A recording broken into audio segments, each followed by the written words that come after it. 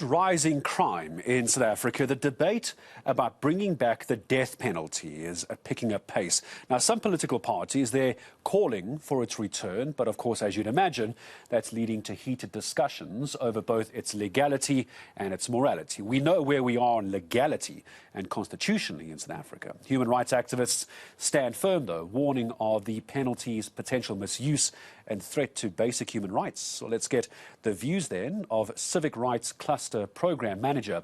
This is at the Southern African Litigation Centre. It's good to have Melusi Simelane back on eNCA with us. Melusi, hello, long time no hear that you and I have had a chat about issues. And regarding this, are you pro-death penalty or anti-death penalty? I'm not necessarily against those who are calling for the death penalty. And thank you, Gareth, for having me this afternoon.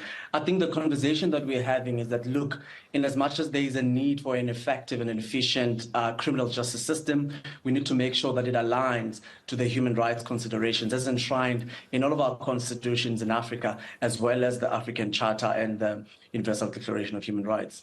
Because for the longest time now, there has been calls from some quarters, I'm sure you can allude to that as well, Melusi, that the reason we have such high crime rates in our country is because the punishments are not harsh enough. People go into jail for murder. After 5 years, they're free.